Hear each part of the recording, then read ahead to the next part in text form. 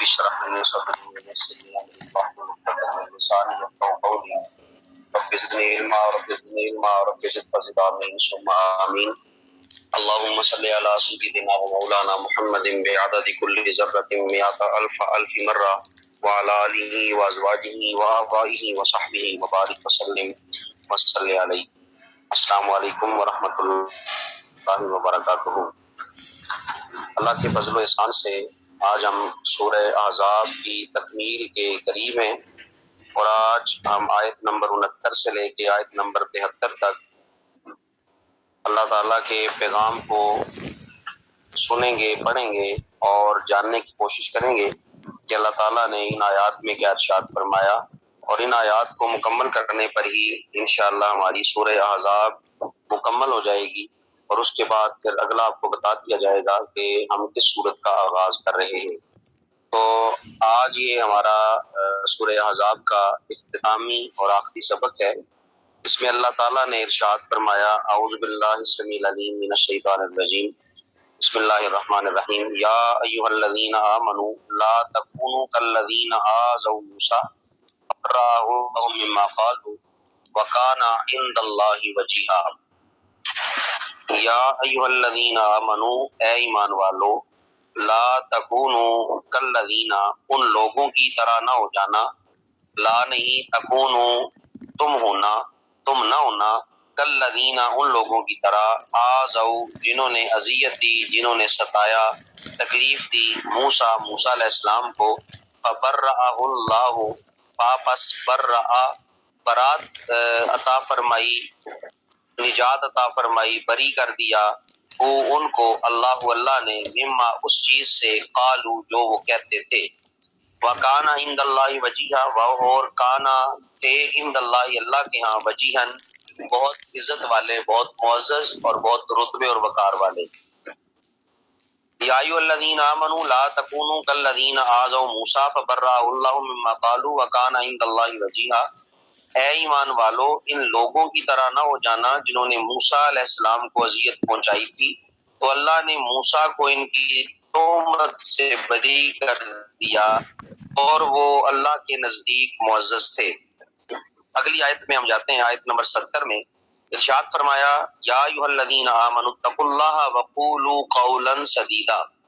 یا ایھا الذین آمنوا، اے ایمان والو، اتقوا اللہ، اللہ سے ڈرو، اتقوا اللہ، اللہ سے ڈرو، وقولوا اور کہو، قولا سدیدا، بالکل درست بات، سیدھی بات. اے ایمان والو، اللہ سے ڈرتے رہو اور درست بات کہا کرو. یصلح لکم اعمالکم ویغفر لکم ذنوبکم ومن یطع اللہ ورسولہ فقد فاز فوزا عظیما. آیت نمبر 71. یصلح لکم اعمالکم، یصلح کا معنی ہے درست کرنا، اصلاح کرنا. ارشاد فرمایا یصلح لکم، وہ درست کر دے گا، وہ نکھار دے گا، سوار دے گا، لکم تمہارے لیے، اعمالکم تمہارے اعمال کو، ویغفر لکم اور بخش دے گا تمہیں تمہارے لیے، ذنوبکم تمہارے گناہوں کو. یصلح لکم اعمالکم ویغفر لکم ذنوبکم، یعنی تم اگر درست بات کہتے ہو، اللہ سے ڈرتے ہو، تو وہ تمہارے اعمال کو درست کر دے گا اور تمہارے گناہوں کو معاف فرما دے گا. من یطع اللہ ورسولہ، واؤ اور من جس نے یطع اطاعت کی اللہ کی، و رسولہ اور اس کے رسول کی، فقد پس قد تحقیق، فازا کامیاب ہوا، فوزا عظیما بڑی کامیابی کے ساتھ. یصلح لکم اعمالکم ویغفر لکم ذنوبکم ومن یطع اللہ ورسولہ فقد فاز فوزا عظیما. اللہ تمہارے لیے تمہارے اعمال کو درست فرما دے گا اور تمہارے لیے تمہارے گناہوں کو بخش دے گا، اور جس نے اللہ کی اطاعت کی اور اس کے رسول کی تو اس نے بڑی کامیابی حاصل کی. آیت نمبر 72 کی طرف ہم جا رہے ہیں. یہ سورہ احزاب کی سیکنڈ لاسٹ آیت ہے. ارشاد فرمایا ان عرضنا الامانۃ علی السماوات والارض والجبال، ان بے شک ہم نے، عرضنا ہم نے پیش کیا، الامانۃ امانت کو، علی پر، السماواتی آسمانوں، والارضی اور زمینوں، والجبالی اور پہاڑوں پر. ان عرضنا الامانۃ علی السماوات والارض والجبال، بے شک ہم نے امانت کو آسمانوں پر، زمین پر اور پہاڑوں پر پیش کیا. فابینا، واپس ابینا انہوں نے انکار کر دیا، ان کے یحملنا اس کو اٹھائیں، وہ اشفقنا اور اشفقنا وہ ڈر گئے، منہا اس امانت سے، وہ حملہ الانسان اور حملہ اٹھایا اس امانت کو، الانسان انسان نے، انہو کانا ظلومن جہولا، انہو بے شک وہ کانا ہے ظلومن ظلم کرنے والا، جہولن بڑا جاہل۔ اِنَّا عَرَضْنَا الْأَمَانَةَ عَلَى السَّمَاوَاتِ وَالْأَرْضِ وَالْجِبَالِ فَأَبَيْنَ أَن يَحْمِلْنَهَا وَأَشْفَقْنَ مِنْهَا وَحَمَلَهَا الْإِنسَانُ إِنَّهُ كَانَ ظَلُومًا جَهُولًا۔ بے شک ہم نے آسمانوں پر اور زمینوں پر اور پہاڑوں پر اپنے احکام کی امانت پیش کی، اور انہوں نے اس امانت میں خیانت کرنے سے انکار کیا۔ ایک اس کا ترجمہ یوں کیا جاتا ہے کہ انہوں نے اس امانت میں خیانت کرنے سے انکار کیا، فَأَبَيْنَ أَن يَحْمِلْنَهَا کا ایک ترجمہ یہ کیا گیا ہے، اور باقی ترجمے سمپل ہیں، سادہ ترجمے ہیں کہ انہوں نے اس امانت کو اٹھانے سے انکار کر دیا۔ وَأَشْفَقْنَا مِنْهَا وَحَمَلَهَا الْإِنسَانُ وہ اس امانت سے ڈر گئے اور انسان نے اسے اٹھا لیا، بے شک انسان جو ہے وہ بڑا ظالم ہے اور بڑا جاہل ہے۔ آخری آیت کی طرف بحمداللہ تعالی ہم بڑھ رہے ہیں، آیت نمبر 73 ہے۔ ارشاد فرمایا لیعذب اللہ المنافقین والمنافقات، لے تاکہ یعذب عذاب دے اللہ المنافقین منافقوں کو، والمنافقاتی اور منافقہ عورتوں کو، والمشرکین اور مشرک مردوں کو، والمشرکاتی اور مشرکہ عورتوں کو، ویتوب اللہ علی المؤمنین والمؤمنات، ویتوبہ اور توبہ کو قبول کرے اللہ علی المؤمنین مومنوں پر یا مومنوں کی، والمؤمنات اور مومنہ عورتوں کی، وکان اللہ غفور الرحیم بے شک اللہ تعالیٰ غفور بھی ہے اور اللہ تعالیٰ رحیم بھی ہے۔ لیعذب اللہ المنافقین والمنافقات تاکہ اللہ تعالیٰ عذاب دے منافق مردوں اور منافق عورتوں کو، والمشرکین والمشرکات مشرک مردوں مشرک عورتوں کو، ویتوب اللہ علی المؤمنین والمؤمنات اور اللہ مومنوں کی، مومن مردوں اور مومن عورتوں کی توبہ قبول فرما لے، وکان اللہ غفور الرحیم بے شک اللہ تعالیٰ بہت بخشنے والا ہے اور بہت رحم فرمانے والا ہے۔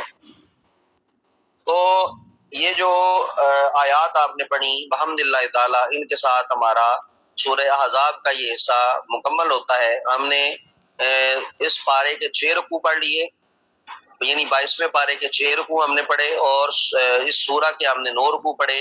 کل 73 آیات تھیں۔ سورہ احزاب کا اپنا نمبر جو ہے وہ 33 ہے، قرآن پاک میں 33ویں نمبر پر 33rd نمبر پر سورہ احزاب موجود ہے۔ 73 آیات ہم نے پڑھی ہیں، اور ان آیات کو ہم نے سمجھنے کی کوشش کی۔ اللہ تعالیٰ ہمیں ہر ایک آیت پر عمل کرنے کی بھی توفیق عطا فرمائے۔ آپ انتہائی خوش نصیب ہیں جنہیں اللہ تعالیٰ نے اس کی سمجھ بوجھ کے لیے چنا ہے۔ اللہ تعالیٰ آپ سب کو سمجھ بوجھ بھی عطا فرمائے اور دین متین کی خدمت کرنے کی توفیق عطا فرمائے۔ اب ہم مختصر سی تشریح کی طرف بڑھتے ہیں۔ منافقوں کا رسول اللہ صلی اللہ علیہ وآلہ وسلم سے اذیت ناک کلام کرنا اور آپ کا ان کو سزا نہ دینا، یہ جو آپ نے یہاں پر آیات 69 سے لے کے 71 تک جو ہے وہ پڑھی ہیں، سنی۔ حضرت موسیٰ کا ذکر کیا گیا، اور پھر کہا گیا کہ سیدھی بات کو تمہارے اعمال درست ہو جائیں گے اور تمہارے گناہ بخش دیے جائیں گے۔ اب اس چیز میں کس چیز کا جو ہے وہ ذکر موجود ہے؟ اس سے پہلی جو آیات تھیں ان میں اللہ تعالیٰ نے ان منافقین اور ان کفار کا ذکر کیا جنہوں نے اپنی باتوں سے اللہ تعالیٰ کو اور رسول اللہ صلی اللہ علیہ وآلہ وسلم کو اور مسلمانوں کو اذیت پہنچائی۔ اب اس آیت میں اللہ تعالیٰ نے مسلمانوں کو یہ حکم دیا کہ وہ نادانستگی میں بھی رسول اللہ صلی اللہ علیہ وآلہ وسلم سے کوئی ایسی بات نہ کہہ دیں جو رسول اللہ صلی اللہ علیہ وآلہ وسلم کی اذیت کا موجب ہو۔ اور یہ بھی ذہن میں رکھیں، یہ باقاعدہ ایک مسئلہ ہے کہ جو نبی پاک صلی اللہ علیہ وسلم کو اذیت دے اپنے جملوں سے، اپنے کردار سے یا اپنے کسی اشارے سے، تو نبی پاک صلی اللہ علیہ وآلہ وسلم کو اذیت دینے والا، اذیت پہنچانے والا وہ واجب القتل ہے، اس کو قتل کی سزا دی جائے گی جو نبی پاک صلی اللہ علیہ وآلہ وسلم کو اذیت دیتا ہے۔ تو اس آیت کے بعد یہی چیز جو ہے وہ واضح ہوئی۔ آیت نمبر 57 بھی آپ نے پیچھے پڑھی تھی۔ اللہ تعالیٰ نے ارشاد فرمایا ان الذین یؤذون اللہ ورسولہ، جس نے اللہ اور اس کے رسول کو ایذا دیا، لعنہم اللہ فی الدنیا والآخرہ، اللہ کی ان پر لعنت ہے دنیا میں بھی اور آخرت میں بھی، وعد لہم عذابا مہینا، اور ان کے لیے دردناک عذاب تیار کر رکھا ہے۔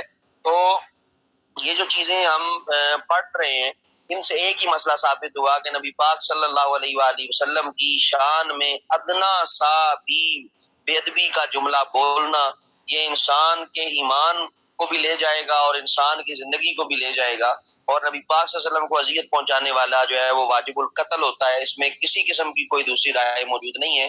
بخاری شریف کی روایت میں آپ کے سامنے پیش کرتا ہوں۔ ایک آدمی کعب بن اشرف یہ گزرا اور نبی پاک صلی اللہ علیہ وسلم کی توہین کرتا تھا۔ نبی پاک صلی اللہ علیہ وآلہ وسلم نے بڑے مجمع میں ارشاد فرمایا کہ کون کعب بن اشرف کو قتل کرے گا؟ تو ایک صحابی اٹھے جن کا نام محمد بن مسلمہ رضی اللہ تعالی عنہ تھا۔ آپ کھڑے ہوئے اور آپ نے عرض کیا یا رسول اللہ اتحب ان اقتلہ، آپ یہ پسند فرماتے ہیں کہ میں اسے قتل کر دوں، میں اسے جو ہے وہ واصل فی النار کر دوں؟ نبی پاک صلی اللہ علیہ وسلم نے ارشاد فرمایا نعم، ہاں میں یہ پسند کرتا ہوں کہ تم اس کو قتل کر دو۔ کیوں؟ اس کی وجہ کیا تھی؟ تو نبی پاک صلی اللہ علیہ وسلم کی جو حدیث کے الفاظ ہیں وہ یہ ہے کہ ان آذا رسولہ و اللہ، وہ اللہ اور اس کے رسول کو ایذا دیتا ہے، تکلیف دیتا ہے۔ تو لفظ ایذا قرآن میں بھی استعمال ہوا، لفظ ایذا حدیث میں بھی استعمال ہوا، اور نبی پاک کو ایذا دینے والے کو یعنی کعب بن اشرف جو تھا، حالانکہ وہ ذمی تھا، نبی پاک صلی اللہ علیہ وآلہ وسلم کے ذمہ کرم میں بھی تھا، نبی پاک صلی اللہ علیہ وآلہ وسلم کی حکومت کے ماتحت تھا اور ان کی ذمے میں تھا۔ جس طرح آج کل یہ عیسائیوں نے پاسپورٹ لیے ہوئے ہیں، عیسائیوں نے نیشنلٹی لی ہوئی ہے پاکستان کی، تو یہ ذمہ ہوتا ہے حکومت کا۔ تو اس کے باوجود نبی پاک صلی اللہ علیہ وآلہ وسلم نے ارشاد فرمایا کہ کون اس کو قتل کرے گا؟ تو محمد بن مسلمہ کھڑے ہوئے، اور محمد بن مسلمہ یہ کعب بن اشرف کے بھانجے ہیں، اور کعب بن اشرف ماموں لگتا ہے رشتے میں اور سگا ماموں۔ حضرت محمد بن مسلمہ کھڑے ہوئے کہا یا رسول اللہ صلی اللہ علیہ وسلم آپ کی خاطر میں اس کو واصل فی النار کروں گا۔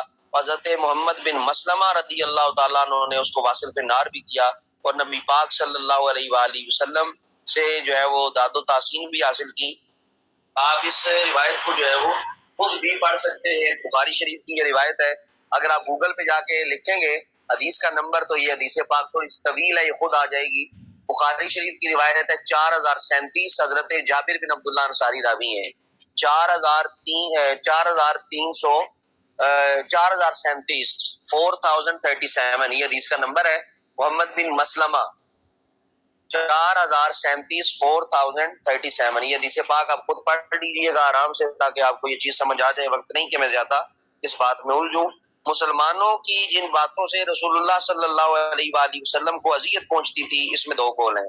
اس سے پہلے میں ایک اور بات کرنا چاہوں گا، اب ضمن بات نکل آئی تو یہ بات کر دینا جو ہے مناسب ہے۔ جس طرح آج کل ایک فضا قائم ہے کہ اسلام امن کا درس دیتا ہے، اسلام سراپا رحمت ہے۔ میں نے بڑے سٹیٹس دیکھے جب یہ انڈیا کا معاملہ ہوا، انڈیا کی ایک خاتون نے نبی پاک صلی اللہ علیہ وآلہ وسلم کی شان میں بہت واضح اور بہت کبھی قسم کی اور بہت رذیل قسم کی جو ہے وہ زبان استعمال کی، اور حضرت عائشہ صدیقہ رضی اللہ تعالی عنہا ان کے اوپر بھی طرح طرح کے الزامات اور تہمت لگائی، اور واضح گستاخیاں اس نے نبی پاک صلی اللہ علیہ وآلہ وسلم کے بارے میں کی۔ نپور شرما جس عورت کا نام تھا، اور جو ہے یہ مودی کی جو حکومت ہے اس کی یہ کوئی ہے MNA یا واللہ عالم MP، یہ جو بھی ہے اس کا ایک اپنا معاملہ ہے، سینیٹر ہے جو بھی ہے، تو اس نے نبی پاک صلی اللہ علیہ وسلم کی شان میں گستاخی کی۔ جب اس کے لیے جو ہے وہ لوگوں نے احتجاج شروع کیا، خاص کر مذہبی حلقوں میں جب یہ بات جو ہے وہ چلی اور مذہبی حلقوں نے احتجاج کیا، مذہبی حلقوں نے جب آواز اٹھائی، تو ہمارے ہی چند نام نہاد لوگوں نے اسٹیٹس لگا کے کہا اسلام سراپا امن ہے، اسلام سراپا رحمت ہے، اسلام سراپا جو ہے وہ یہ ہے۔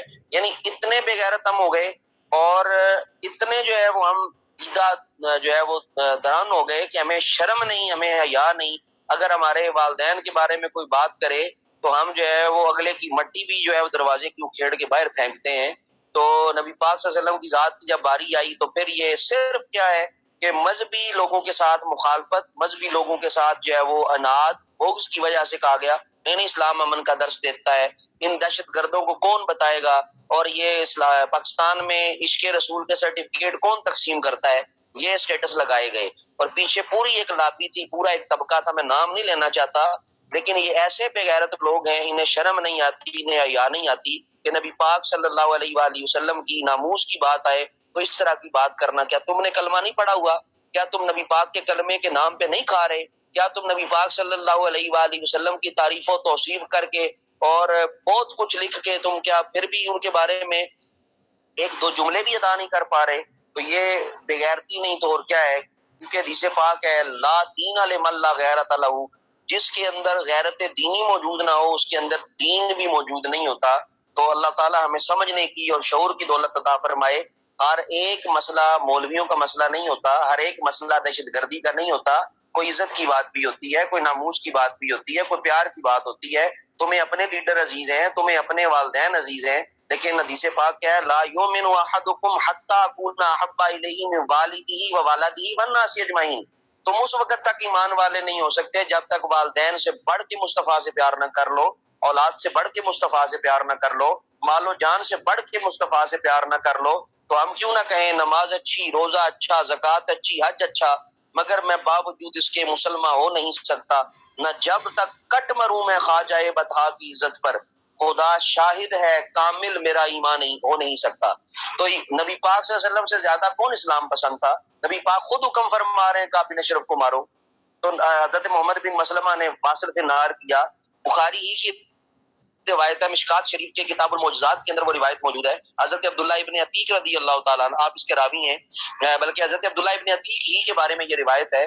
حضرت عبداللہ ابن عتیق رضی اللہ تعالیٰ عنہ کو نبی پاک نے 7 یا 13 آدمیوں کا سربراہ بنا کر ابو رافع یہودی کے پاس بھیجا اور ارشاد فرمایا کہ یہ ابو رافع یہودی میری گستاخیاں کرتا ہے اور میرے اوپر جو ہے وہ زبان تان دراز کرتا ہے، اسے واصل سے نار کرنا ہے۔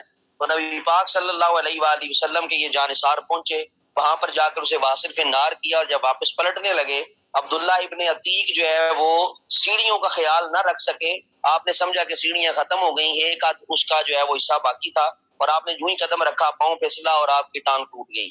جب آپ کی ٹانگ ٹوٹی آپ نے اپنے رومال سے، پرنے سے یا جو بھی کپڑا آپ کے پاس تھا اس سے اپنی ٹانگ کو باندھا، فجر تک کا انتظار کیا گیا۔ آقا کریم صلی اللہ علیہ وآلہ وسلم مسجد نبوی میں تشریف لائے اور آقا کریم صلی اللہ علیہ وآلہ وسلم نے پوچھا کام ہو گیا؟ عرض کی یا رسول اللہ کام ہو گیا لیکن ٹانگ ٹوٹ گئی۔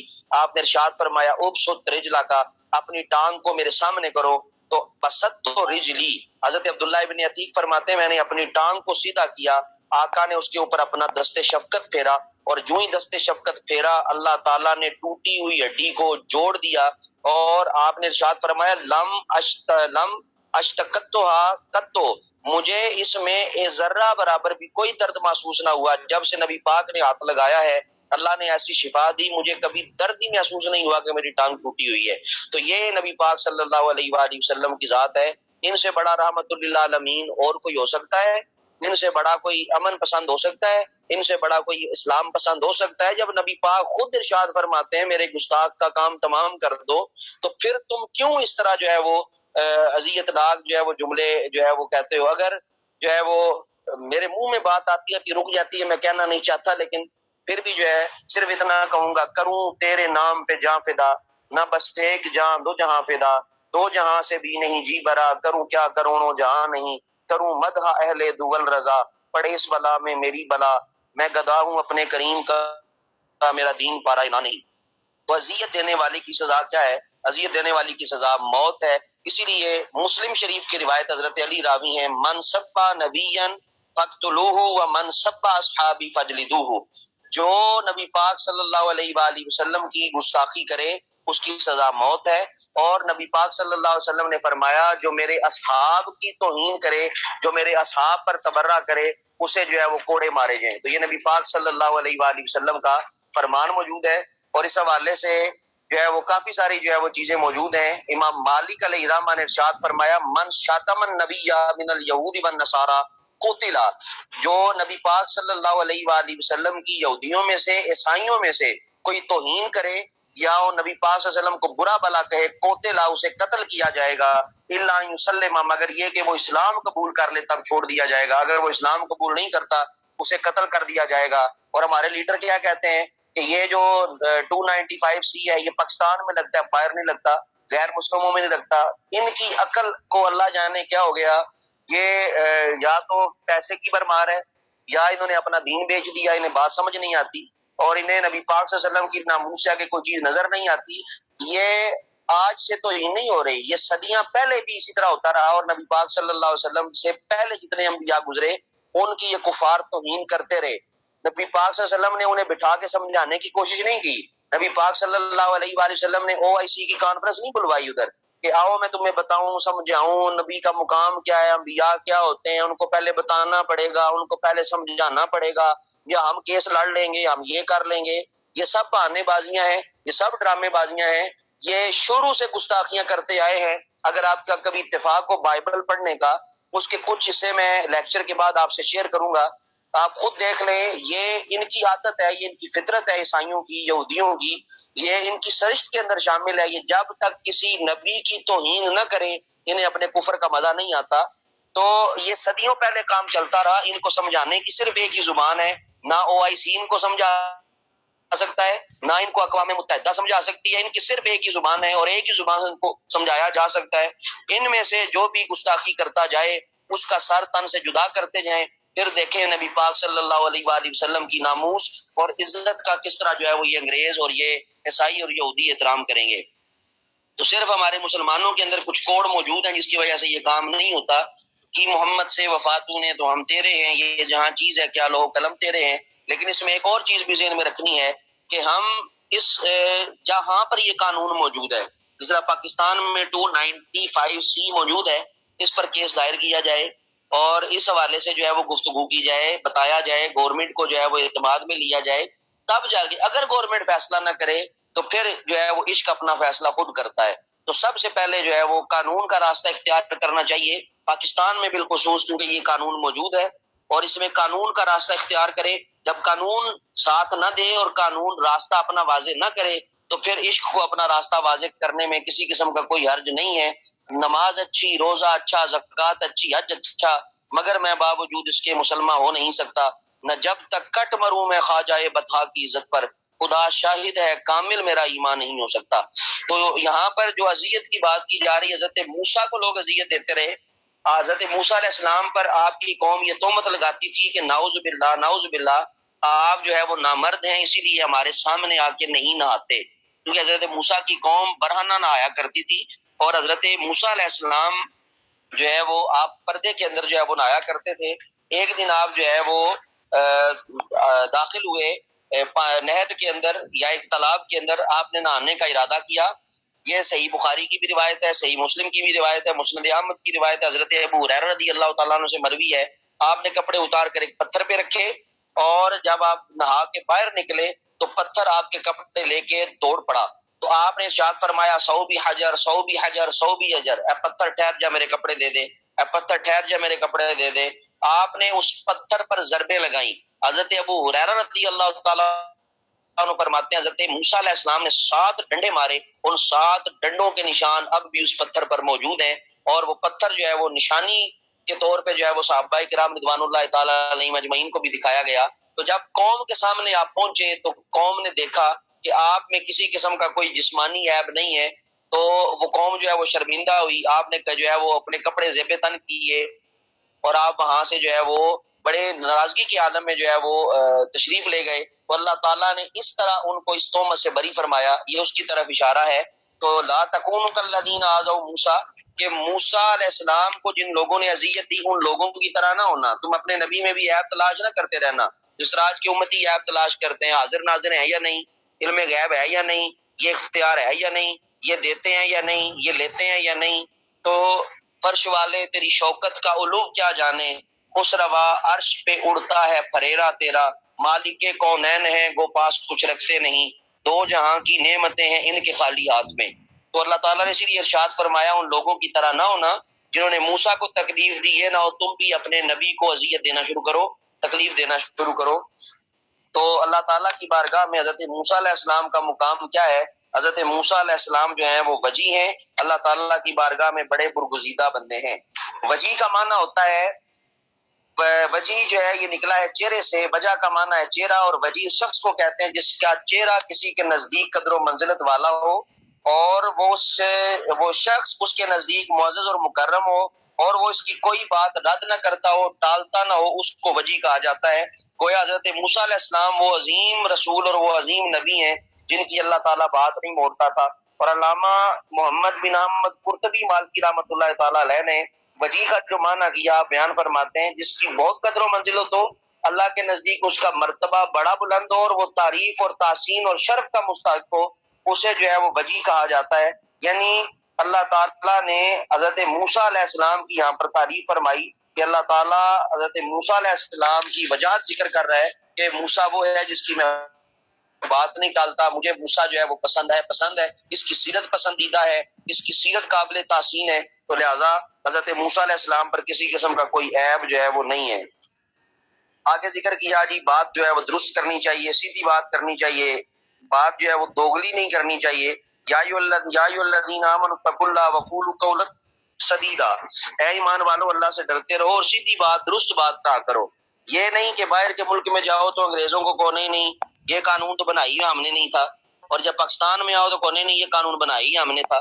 تو یہ جو ہے وہ عجیب قسم کی ڈرامے بازی اور دو طرفہ جو ہے وہ بات کرنا، اور ان کو دیکھنا تو کہنا نہیں یہ اس طرح نہیں تھا، اور جب اپنوں میں آنا تو کہنا نہیں یہ اسی طرح تھا۔ تو اس طرح کا مزاج جو ہے وہ قولوا قولا سدیدا نہیں ہوتا۔ وقولوا قولا سدیدا کیا ہے؟ درست بات کہنا، سیدھی بات کہنا، سچی بات کہنا، یہ ہے قولوا قولا سدیدا۔ یصلح لکم اعمالکم، اللہ تعالیٰ تمہارے اعمال درست کرے گا، ویغفر لکم ذنوبکم، تمہارے گناہوں کو معاف کرے گا، ومن یطع اللہ ورسولہ فقد فاز فوزا عظیما، اور جو اللہ اور اس کے رسول کی اطاعت کرتا ہے، پیروی کرتا ہے، وہ جو ہے وہ کامیابی اور کامرانی کا جو ہے وہ مالک ہوتا ہے۔ اب کیونکہ 10 منٹ باقی ہیں، اس کی تشریح بھی باقی ہے، اور آج ہی بحمد اللہ تعالیٰ میری پوری کوشش ہے کہ اس کی تشریح کو بھی جو ہے وہ مکمل کیا جائے۔ تو مختصر سے وقت میں مختصر سی تشریح میں آپ کے سامنے جو ہے وہ رکھتا ہوں۔ آگے ذکر کیا کہ امانت دی گئی، اور امانت جو ہے وہ پہاڑوں پر دی گئی، جو ہے وہ زمین پر دی گئی، سماوات پر پیش کی گئی، تو سب نے اس کے اٹھانے سے جو ہے وہ انکار کر دیا۔ یہ امانت کیا چیز تھی، اس پر ذرا ہم غور کرتے ہیں کہ امانت کے متعلق جو ہے وہ حدیث کیا ہیں، یا امانت جو ہے وہ کون سی تھی۔ تو پہلے امانت کے متعلق جو ہے وہ ہم ایک آدھ حدیث دیکھ لیتے ہیں۔ حضرت عبداللہ ابن عمر بن عاص رضی اللہ تعالیٰ عنہما بیان کرتے ہیں کہ رسول اللہ صلی اللہ علیہ وآلہ وسلم نے فرمایا، جب تمہیں 4 خصلتیں حاصل ہوں تو پھر تم دنیا کی کسی نعمت سے محروم ہونے پر ملال نہ کرنا، غم نہ کرنا۔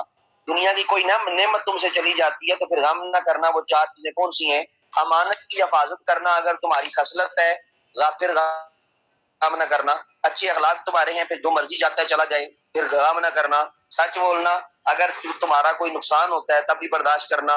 پاکیزہ کمائی، پاک کمائی اگر تمہارے اندر موجود ہے، اور یہ خصلت تمہارے اندر ہے کہ پاکیزہ کمائی حاصل کروں، تو تمہیں کسی بھی چیز کے ضائع ہونے کا ملال نہیں ہونا چاہیے۔ یہی وہ 4 چیزیں ہیں جن کو اللہ تعالیٰ نے بطور نعمت انسان کو عطا فرمایا۔ حضرت انس بن مالک رضی اللہ تعالیٰ عنہ بیان کرتے ہیں کہ رسول اللہ صلی اللہ علیہ وسلم نے فرمایا، جو شخص تمہارے پاس امانت رکھے اس کی امانت ادا کر دو، اور جو تم میں سے خیانت کرے اس کے ساتھ خیانت نہ کرو۔ یعنی امانت اگر کوئی رکھتا ہے تو امانت کی پاسداری کرو، اگر کوئی خیانت کرتا ہے تو بالکل اس کے ساتھ جو ہے وہ خیانت جو ہے وہ نہ کرو۔ اب یہاں پر جو امانت ذکر کی گئی وہ کون سی ہے؟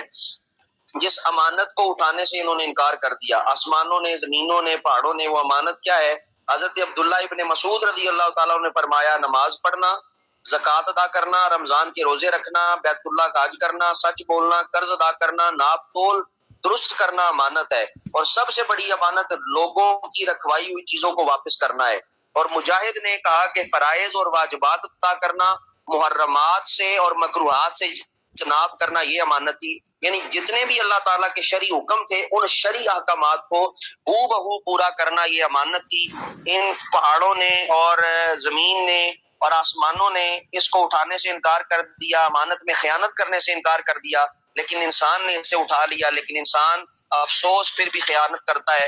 وکان الانسان، اور انسان کیا ہے؟ وکان انہ کان ظلوما جہولا، بے شک انسان ظالم بھی ہے اور جاہل بھی ہے۔ حالانکہ اسے پتہ بھی ہے کہ یہ امانت میں خیانت ہے، اس کے باوجود وہ نماز کی طرف نہیں آتا، وہ روزے کی طرف نہیں آتا، وہ حج کی طرف نہیں آتا، سچ کی طرف نہیں آتا، درست کاموں کی طرف نہیں آتا۔ تو یہ ساری چیزیں جو ذکر کی گئیں یہ امانت کے حوالے سے ہیں۔ تو یہاں پر جو ذکر کیا گیا جمادات کے حوالے سے، جتنے بھی یہ جمادات ہیں، زمین ہے، آسمان ہے، پہاڑ ہیں، جتنی بھی یہ چیزیں ہیں جو جن کے اندر جو ہے وہ ہم سمجھتے ہیں روح نہیں ہے، اللہ تعالیٰ نے انہیں بھی شعور عطا فرمایا ہوا ہے، اللہ تعالیٰ نے انہیں بھی سمجھ عطا فرمائی ہوئی ہے۔ اور یہ نبی نبی پاک صلی اللہ علیہ وآلہ وسلم کو خوب پہچانتے ہیں. تو نبی پاک صلی اللہ علیہ وآلہ وسلم جس بستی سے گزرتے تھے اس کے درخت، اس کے پہاڑ اور ریت کے ذرے آپ پر سلام کرتے تھے. حضرت علی المرتضیٰ شیر خدا صلی اللہ الغالب فرماتے ہیں میں آج بھی اس پتھر کو جانتا ہوں جس کے قریب سے ہم گزرتے تھے اور وہ نبی پاک پر سلام پڑھتا تھا. تو اللہ تعالیٰ نے ان چیزوں کو ایک حس، ایک سمجھ عطا فرمائی ہے. اب یہ سب کچھ کیوں کیا اور یہ اعمال کا اور احکام کی امانت کیوں عطا فرمائی؟ اس کی وجہ یہ تھی تاکہ اگر انسان اس پہ عمل نہ کرے تو پھر کیا ہو، اللہ تعالیٰ اسے عذاب دے. منافق مردوں کو، منافق عورتوں کو، مشرکین مردوں کو، مشرکہ عورتوں کو اللہ تعالیٰ پھر عذاب میں مبتلا کرے، ایمان والوں کی پھر بخشش کر دے. اللہ تعالیٰ بخشنے والا اور مہربان ہے. اسی لیے کہا گیا کہ فجر اور عشاء کی نماز یہ دو ایسی نمازیں ہیں جو منافقین پہ بھاری ہوتی ہیں. مطلب یہ دو نمازیں نہ پڑھنے والا منافقین کا درجہ حاصل کر لیتا ہے. تو اللہ تعالیٰ ہم سب کو پنجگانہ باجماعت نماز پڑھنے کی، بالخصوص مردوں کو توفیق عطا فرمائے اور خواتین کو پنجگانہ نماز پڑھنے کی اللہ تعالیٰ توفیق عطا فرمائے. تو یہ آج کا آپ کا سبق تھا. بحمداللہ تعالیٰ ہم نے سورہ احزاب کی تلاوت بھی کی، سورہ احزاب کی تشریح بھی کی، سورہ احزاب کا ترجمہ بھی دیکھا. اس ضمن میں جو چیزیں آئیں وہ چیزیں جو ہیں وہ آپ کے سامنے پیش کی. ہو سکتا ہے کہ آپ کو کچھ باتیں میری بری بھی لگتی ہوں اور آپ کو میرے انداز سے جو ہے وہ مسئلہ بھی ہو، یا آپ کو جو ہے وہ میری باتوں سے جو ہے وہ تکلیف بھی پہنچتی ہو، لیکن یہ چیزیں آپ نے جاننی ہے. یہ جاننا آپ کے لیے ضروری ہے. دنیا میں کیا ہو رہا ہے یہ آپ کے لیے بالکل لازم ہے.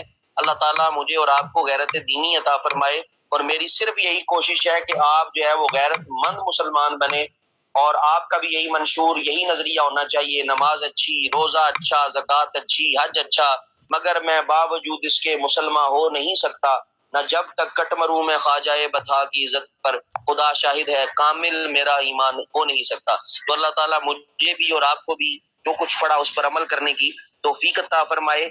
اور اگلی کلاس کے لیے پھر آپ جو ہے وہ تیار رہے. انشاءاللہ آپ کو اگلا لنک جو ہے وہ بھیج دیا جاتا ہے. اللہ تعالیٰ آپ کا حامی و ناصر ہو، اور اللہ تعالیٰ اس قرآن پاک کے صدقے، اس سورت کے صدقے جو ہم نے مکمل کی، ہم سب کے گھروں کی پریشانیاں دور فرمائے. اللہ تعالیٰ ہم سب کی مسائل کو حل فرمائے، اور جو دنیا سے ہمارے آبا و اجداد میں سے چلے گئے، رشتہ داروں میں سے، جاننے والوں میں سے چلے گئے، اللہ تعالیٰ ان کی بخشش اور مغفرت فرمائے. وآخر دعوانا ان الحمد للہ رب العالمین. السلام علیکم ورحمۃ اللہ وبرکاتہ.